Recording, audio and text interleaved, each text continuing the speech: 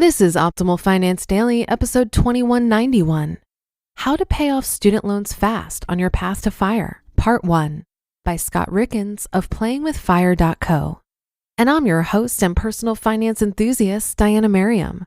This is the show where I serenade you with the sweet sounds of personal finance knowledge from some of the best blogs on the planet, with the author's permission, of course. And I have a bit of a longer post today. I'll read the first half today and then finish the rest for you tomorrow. So let's dive into the first half and start optimizing your life. How to Pay Off Student Loans Fast on Your Path to FIRE, Part 1, by Scott Rickens of PlayingWithFire.co. Student loan debt shouldn't keep you from pursuing your financial independence dreams. There's a lot that you can do to ensure you're getting yourself out of debt as quickly as possible and paying off those student loans fast. Whether you have lingering student loan debt or you're considering heading back to school and using loans to finance your education, this debt is likely to be an obstacle that stands in the path between you and financial independence. How do student loans work? Before we get to the tactics to help you dig yourself out of debt faster, it's important to understand exactly how student loans work. With a student loan, you're borrowing money from the federal government or a private lender to pay for your education. You'll pay back the money you borrowed plus any interest. This interest is what can get confusing for people and what can get people deeper into debt than they realize. Student loans should only be used to pay for qualified educational expenses like tuition and fees, housing, and books, not for non-essential items like clothes and travel.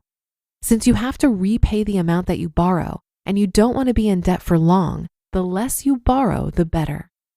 Scholarships and grants are completely different from student loans. While loans need to be repaid, scholarships and grants don't. There are 3 things that you need to pay attention to on your loan, which will impact how much your education will cost you: loan principal, interest rate, and repayment term. Number 1, loan principal. This is how much you borrow to pay for your education. So if you borrow $10,000 to pay for school, your loan principal is $10,000. Number 2, interest rate. Lenders make money by charging you interest on the loan. The interest rate is the percentage that they're charging you, and this interest rate can either be fixed, like one interest rate for the entire loan term, or variable, meaning the interest rate fluctuates. And number 3, repayment term. This is the length of time you have to repay your loan. Federal loans come with a standard 10-year repayment term, though you can extend it if you need to. Private loans come with varying repayment terms.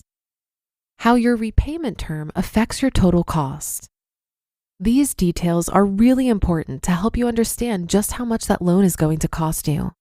Let's say you borrowed $10,000 and you plan to repay it with a 10-year repayment term and a 6% interest rate.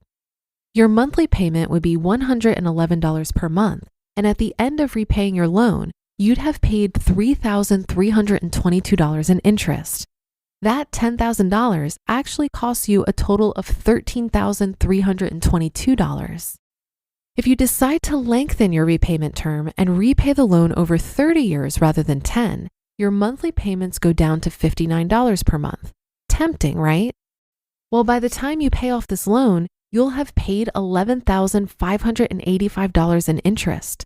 That $10,000 will actually cost a total of $21,585. That's an $8,263 difference, nearly as much as your original loan. But there's an even bigger cost that we haven't talked about: missed opportunity cost. For simplicity, let's say that the interest on your loan was an additional $275.43 per year over 30 years, since you extended your loan repayment term to 30 years.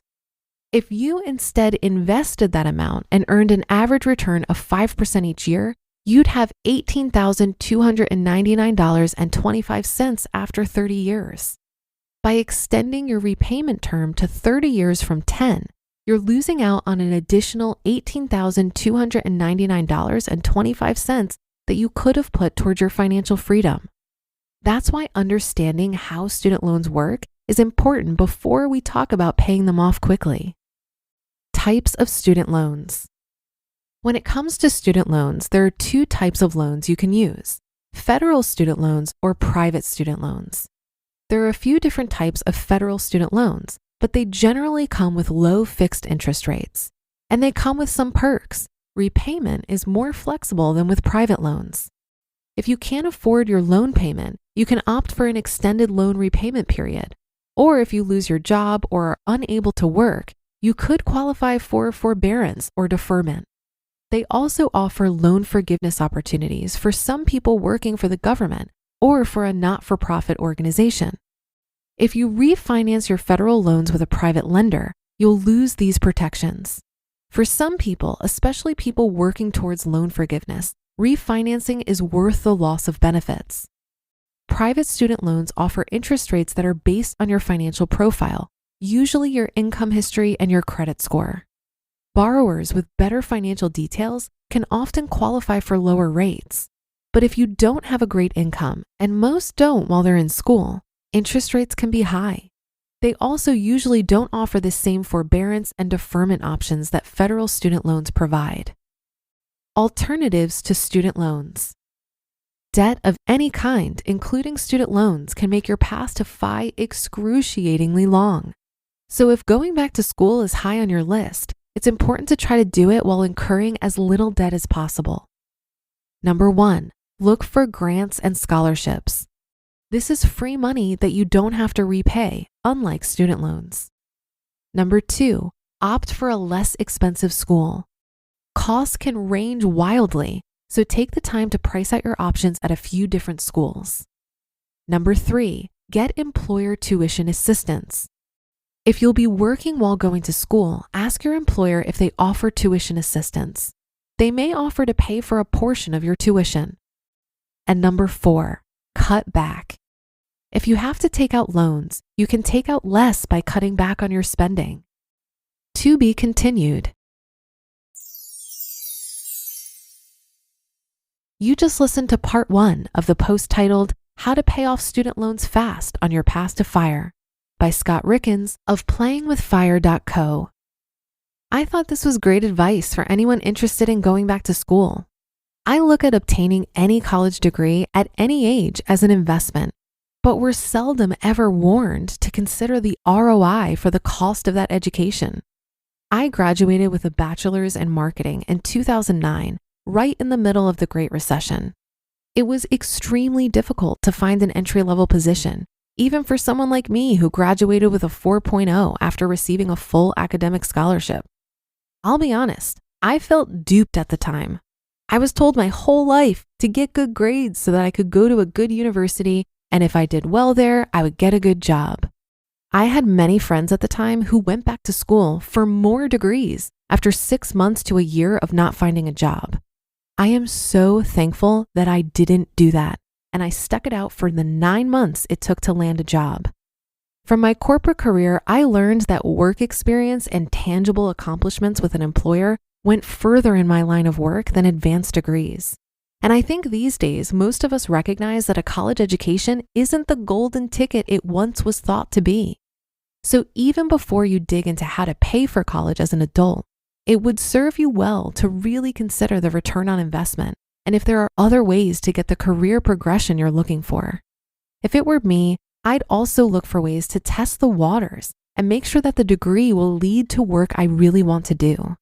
I'd try to find free courses and resources to make sure the subject matter holds my interest, and I'd set up exploratory interviews with people in the position I think I want.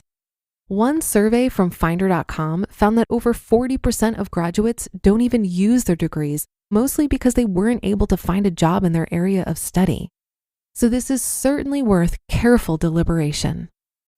Well, that should do it for today. Have a happy rest of your day, and I'll see you on the Friday show tomorrow, where we'll finish up this post and where your optimal life awaits.